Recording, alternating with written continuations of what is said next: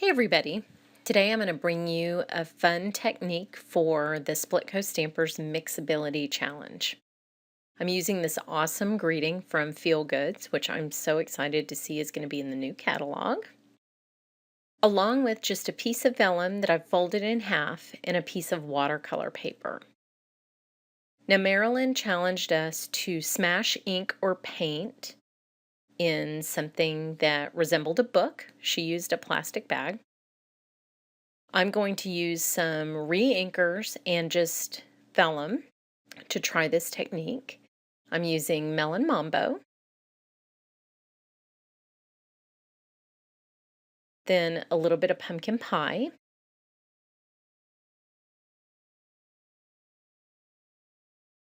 tempting turquoise, and then to bridge the gap between the blue and the reds and oranges, a little bit of Daffodil Delight.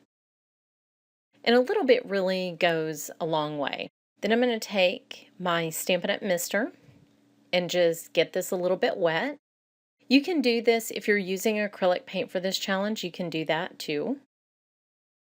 And Marilyn suggested closing the book to get the ink on both sides and then putting the cardstock into it. I thought I would try just getting it directly onto the ink, and I love the way this looks. It's so bright and happy. I like how the ink just does whatever it wants to.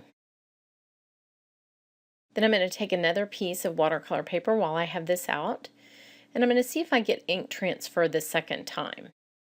And I do, but not very much, so I think I'm going to go ahead and reactivate the re-inkers with my mister, just to get a little bit more color on there. The little book that you make makes it nice because the ink is kind of controlled. And that one's great. That one sort of looks like a sunrise or a sunset. Now, whenever you're working with watercolor paper, unless you just have infinite patience or a lot of ADD and you're going to wander off and do something else while this dries, I like to recommend heat setting it. It takes a little bit of the warp out of the watercolor paper, as well as just satisfies your urge to be an impatient crafter like I am. And if you want to, you can mop up any little extra puddles of ink before you heat set, just to make it go a little bit faster. Now, since I'm using watercolor paper, I really need to use the Misty, because with watercolor paper, you frequently have to overstamp the image because it will only be partially inked the first time that you stamp it. So I have my cute greeting on the lid, and this is just kind of a guess. I'm going to try to line it up a little bit on the grid lines, but I'm going to use my quilting guide to make sure that it's in the right place. So I'll generally figure out where the stamp is just by closing the lid. And then I'll ink up the stamp in VersaFine and stamp it directly onto my quilting guide. And this will just help me, one, make sure that it's straight, looking at those grid lines, and then two, figure out where it needs to be on the card. So I'll place the card behind it and figure out if I like that general position. But also, I think that I need to flip it the other way because that blue is too dark and it sort of interferes with the greeting. So I think having the blue at the top will be better. So I'll make sure that's snug in the corner. Hold it down with the magnet. And then ink up the first stamping of this stamp. And this is where you're going to see that you really need the Misty.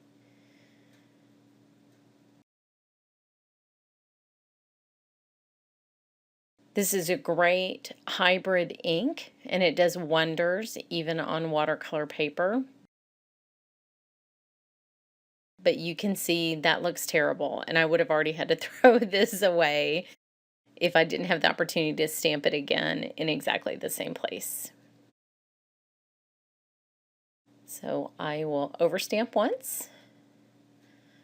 See what that looks like. Already it's 100 times better.